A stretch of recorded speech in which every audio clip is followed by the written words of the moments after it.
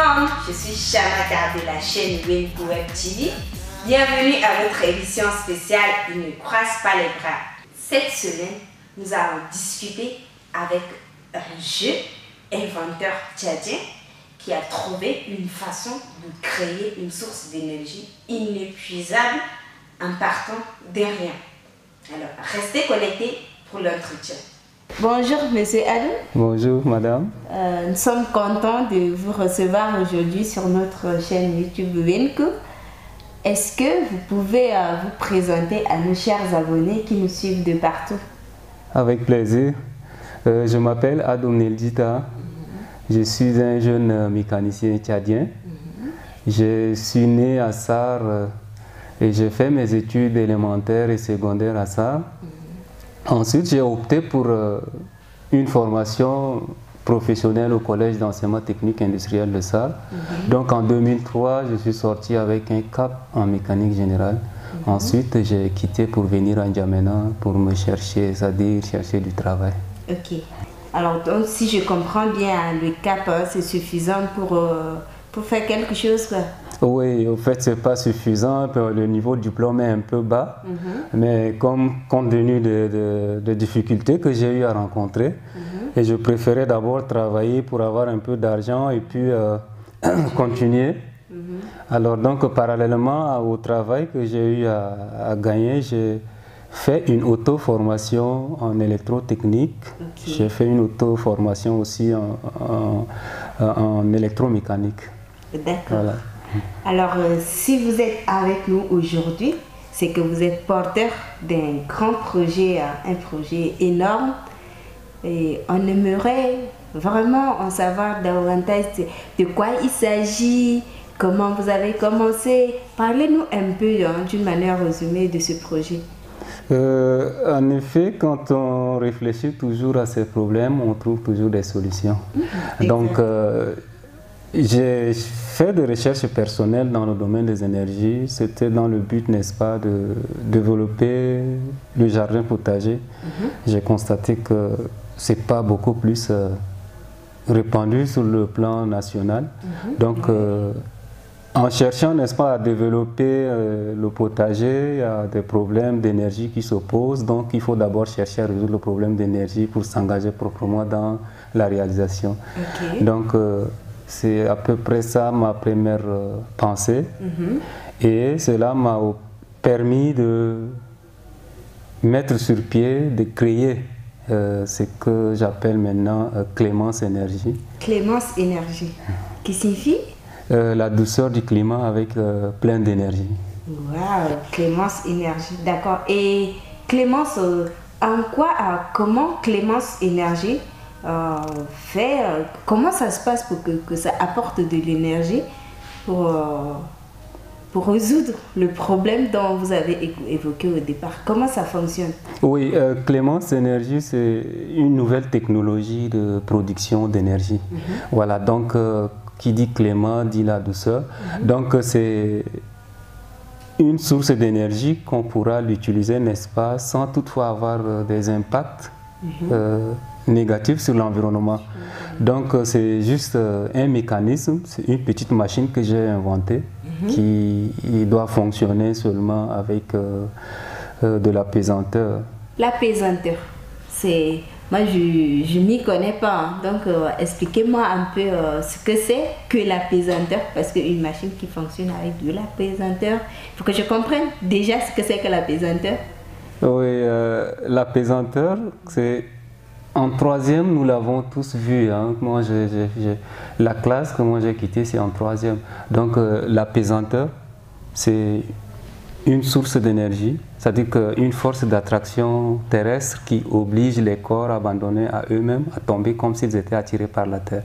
Donc, quand tu laisses un objet tout de suite, je me souviens. Cet objet va tout de suite se retrouver au niveau du sol. Donc, c'est cette force que moi j'ai utilisée comme source d'énergie de ma machine. Ok, alors comment ça fonctionne d'une manière pratique? Voilà, donc d'une manière très simple, l'idée de ma machine, la machine elle est composée de bras, de configurations de poulies à deux gorges et puis des masses. Voilà, donc les masses ici ce sont des poids. Hein, les poids, les masses sont des poids. Et les poulies ici sont comme des palans. Les palans, je ne sais pas si tu le connais, mais oui. voilà, Enfin, en mécanique. Je ne me souviens plus de mon cours, mais je crois que j'ai déjà entendu ça. Le palan, c'est un ensemble de poulies qu'on utilise en mécanique pour soulever des masses plus lourdes. Par exemple, les moteurs de véhicules qu'on enlève de la carrosserie, on utilise le palan pour soulever. Donc les poulies à deux gorges que moi j'utilise ici représentent le palan. Donc ça me permettra, n'est-ce pas, de soulever la masse, l'amener à une hauteur et subitement elle chute. Et donc c'est cette chute qui produit de l'énergie. Voilà, c'est cette chute qui produit de l'énergie. Et le cycle le cycle continue. Donc les chutes, c'est un mécanisme qui crée les chutes des masses à 1/8 de tour de rotation. Donc à chaque 1/8 de tour, une masse chute, l'autre la remplace et ainsi de suite. Donc on effectue un mouvement de rotation perpétuel, c'est-à-dire quand la machine est déjà démarrée, même si c'est 100 ans, 50 ans, tant que les pièces les pièces composantes ne tombent pas en panne, la machine ne s'arrête pas. Wow. Donc quand tu as cette machine chez toi, tu as l'énergie 24 heures sur 24, avec zéro source d'énergie payante, parce que cette source, elle est gratuite, inépuisable et partout sur notre belle planète Terre. Donc peu importe le lieu que tu l'installes, que ce soit au nord, au sud, même sur d'autres planètes, tu as de l'énergie. Et gratuitement, 24 heures sur 24. Impressionnant. C'est extraordinaire. Je comprends la réticence des gens parce que c'est vraiment impressionnant. Et ça peut fournir quelle quantité d'énergie est-ce que ça peut, je ne sais pas, contenir une concession, un quartier? Comment ça se passe? Oui, je suis encore dans la phase d'expérience. Mais en théorie, je suis convaincu qu'on peut augmenter la vitesse.